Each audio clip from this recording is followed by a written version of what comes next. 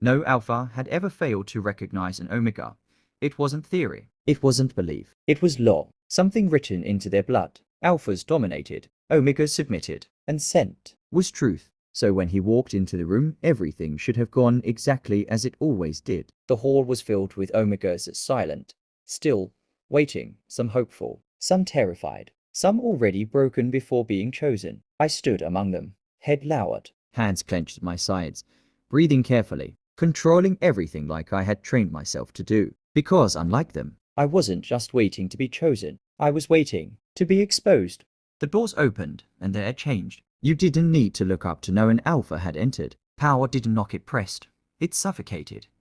It owned the space. But this alpha was different. His presence didn't just fill the room, it silenced it. Heavy footsteps echoed against marble floors, slow, controlled, certain. He didn't rush. Men like him never did. Line up. His voice wasn't loud, but it didn't need to be. We moved instantly, instinct over thought. Always. I kept my head down as he walked past, one omega at a time, pausing, judging, rejecting, a soft whimper somewhere, someone trembling, another holding their breath too long. You were chosen, or you disappeared. He stepped closer, close enough that I should have felt it, that pull, that instinct, that undeniable connection between alpha and omega. But there was nothing, just silence, and his eyes cold, sharp, searching. What are you? My breath caught. That wasn't right. That wasn't how this was supposed to go. I asked.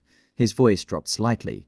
What are you? The room shifted. People noticed. They felt it. Something was wrong. I forced my voice steady. An omega. Silence. Then he leaned closer, close enough for his breath to brush against my skin, and whispered. Then he leaned closer, close enough for his breath to brush against my skin, and whispered, I can't smell you. Everything stopped, because that only meant one thing. I wasn't normal, and if he realized what I truly was, I wouldn't survive it. If you're enjoying this story so far, don't forget to like, comment, and share. It helps the channel grow, and I'll be reading your thoughts. Stay. The command was quiet, but absolute. The command was quiet, but absolute. The others were dismissed relief, fear, jealousy, but they left quickly. I didn't move. Now it was just me and him, the most dangerous alpha in the city. He circled me slowly, like I was something unfamiliar, something that didn't belong. You're lying. I'm not. Every omega has a scent.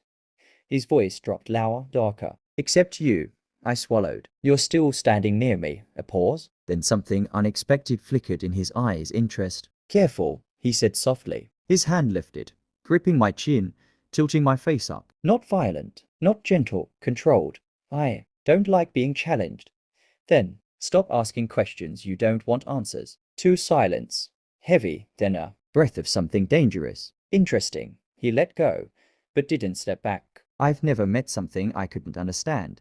His gaze darkened. And I don't like mysteries. My heart pounded. Because I knew something he didn't in this world. Mysteries didn't live long. They were exposed or destroyed. Congratulations, he said suddenly. You're not dismissed. That wasn't good. That was worse. Days passed, but nothing felt normal. I wasn't claimed, wasn't marked, wasn't even touched again. But I wasn't free either. I was watched closely, constantly. Guards outside my door, eyes following me through halls. Servants speaking less when I entered, and him always near, but never too close. Like he was waiting, studying, trying to figure out what I was. And the more he watched me, the more something changed.